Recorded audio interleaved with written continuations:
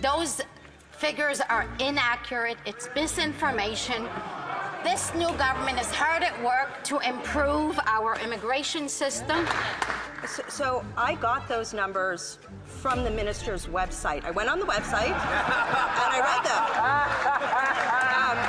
Speaker, the Liberals promised to cap foreign study permits, which also allow people to work in Canada. But new data shows that the Liberals blew their cap out of the water by handing out a whopping 500,000 foreign study permits last year, roughly the same population as all of Halifax. Why did the Liberals bring 500,000 foreign students to Canada during a massive housing shortage and while youth in Canada can't find jobs? Mr. Speaker, thank you very much for that question. Those figures are inaccurate. It's misinformation.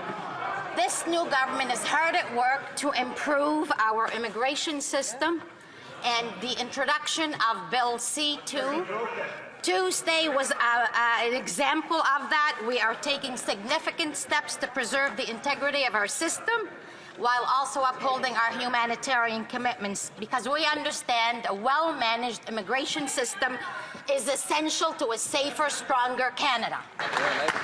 So I got those numbers from the minister's website. I went on the website and I read them.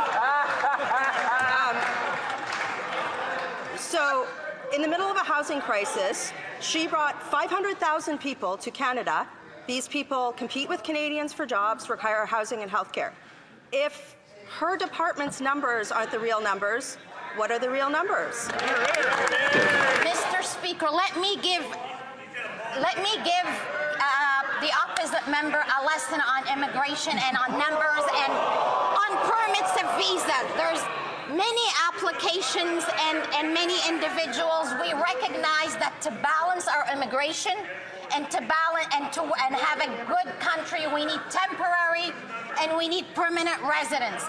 Some applicants have multiple numbers, and so therefore I would suggest that we look into those numbers a little bit more in detail. Thank you.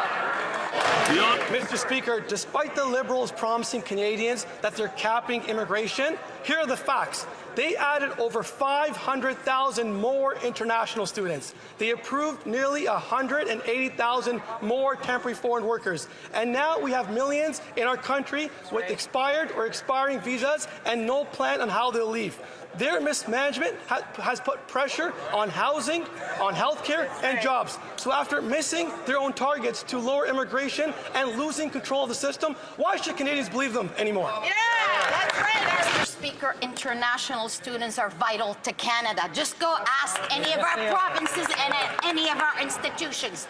So are our temporary foreign workers. They are essential to our agricultural center, to our fishing center, to many facets of our population. Having said that, we understand in this new government that we need a balanced system. And for that reason, we have lowered the number of permanent residents as well as temporary numbers. We understand how to balance and how to work efficiently with our system. Thank you. Mr. Speaker, successful immigration is essential for the development of our country. But unfortunately, for the last 10 years, we have not had a successful immigration system.